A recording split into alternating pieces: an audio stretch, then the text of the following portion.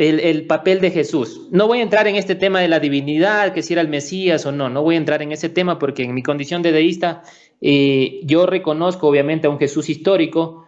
De pronto tengo una coincidencia contigo que no estoy seguro de que haya sido el Mesías o el Hijo de Dios. Ahora, a la muerte de Jesús, a ese hecho voy a referirme.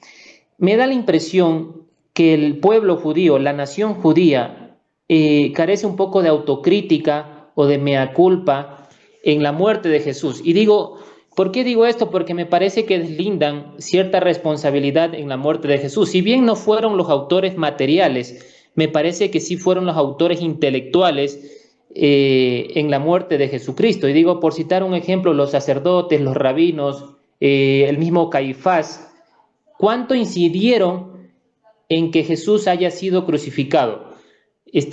Para mí juegan un papel fundamental en la crucifixión de Jesús. Pero escuchándote a ti y escuchando a otros judíos, me parece que les falta un poco de autocrítica de pronto para hacerse mea culpa y analizar esa parte histórica, ¿no? No sé, ¿cuál es tu Una opinión? ¿Cuál es pregunta. tu visión? ¿De qué país eres tú? Ecuador.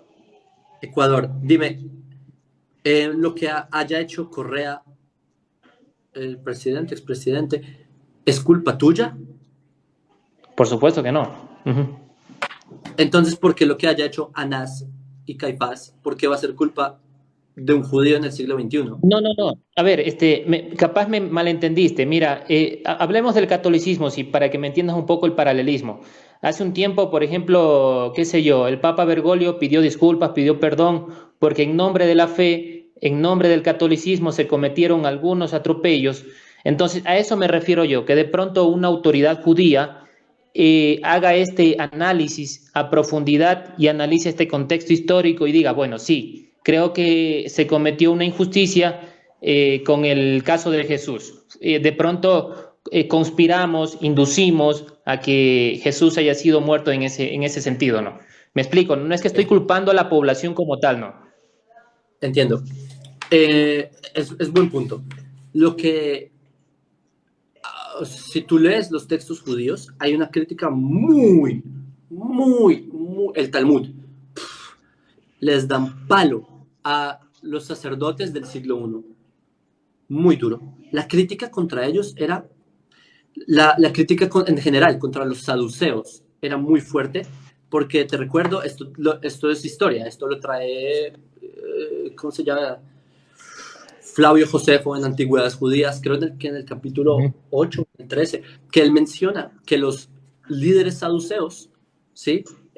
Ellos crucificaron a 3.000, a 6.000 fariseos judíos. ¿Por qué? Porque los saduceos eran los títeres de Roma, eventualmente, y, o sea, Roma había puesto a los líderes saduceos en el poder y a la jurisdicción del templo, porque el templo era una fuente donde Roma tomaba impuestos, porque ellos vaciaban el templo de vez en cuando, y la crítica contra ellos era muy grande, contra los líderes saduceos, que eran los que hacían estos actos de ataque contra Roma. La crucifixión es una pena de muerte romana, no judía. ¿Por qué voy a criticar a un judío de una pena de muerte que hacían los romanos? Que sí, habían líderes judíos que estaban involucrados, que eran los saduceos, que el judaísmo tiene mucha crítica con ellos. No solo eso, en mediados de la segunda mitad del siglo I, fue tanto el desacuerdo que tenían los judíos con estas autoridades tan crueles, que incluso hubo mismos rebeldes judíos que mataron al sacerdote, por ejemplo, a Shimon ben Gamla, ¿sí? Que es el sacerdote, y lo degollaron literalmente por el hecho de que era un líder judío que estaba haciendo mucho daño al pueblo de Israel y haciendo mucho sufrimiento solo para quedar bien con Roma. Entonces, sí, Pero sí hay exactamente el crítica. papel de Caifás, ¿cómo lo ves tú? Era un títere de Roma, era un corrupto más, títere de Roma, y eso lo dicen también nuestros textos, eso también lo dice Flavio Josefo, eso lo dicen muchas fuentes, ¿sí? De hecho, creo que a Anás lo matan también los judíos, creo que a Sí, él lo sí. Uh-huh. degollan, ¿sí? Sí, Entonces, sí, sí. ¿cómo no vamos a criticar a alguien que los mismos judíos mataron? Obviamente la crítica está ahí, porque no, si no, no lo habrían matado, ¿sí? Entonces, La cosa es que las personas no saben que los judíos nos autocriticamos constantemente, todo el día nos autocriticamos. De hecho, el Talmud es un libro de autocríticas.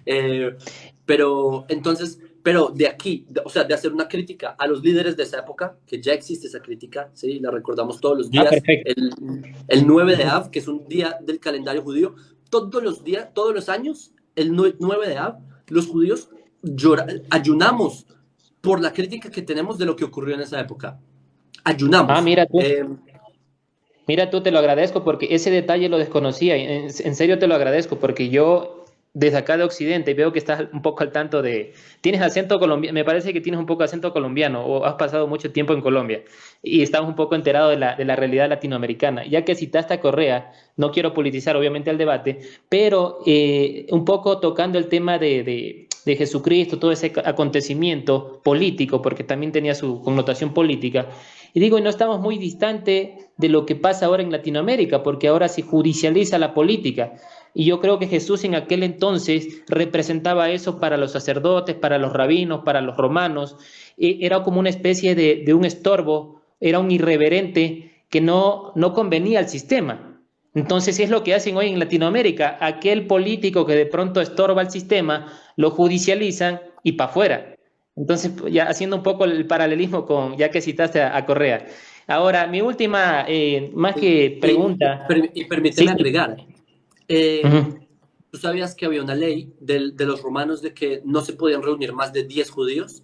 Porque si se reunían, recordemos que en esa época había ocurrido la revuelta de Judas en Galileo, Judá Galilei, que hubo muchos intentos de hacer una rebelión contra Roma, y por eso los romanos no permitían que se unieran personas. Por eso cada vez que salía un nuevo líder dentro de los judíos, incluso si era un líder pacifista, los romanos era una paranoia constante, ¿sí? Y los saduceos, los líderes, ellos no querían que se rompiera esta estabilidad con el imperio romano. Y por eso, lo que tú dices, por razones políticas, se mató a muchas personas, ¿sí? 6,000, en la época de Jesús, 3,000 fariseos crucificados. Fariseos.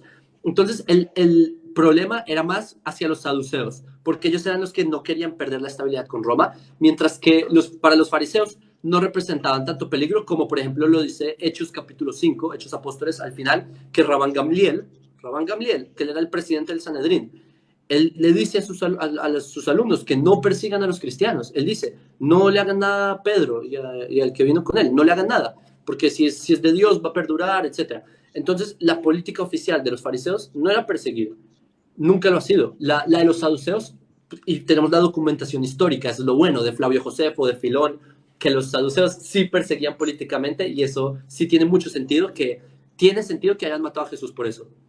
Y complementando lo que tú dices, de que no se podían reunir más de 10 personas, justamente me parece, si mal no recuerdo, a Jesús lo juzgan o lo acusan por sedición.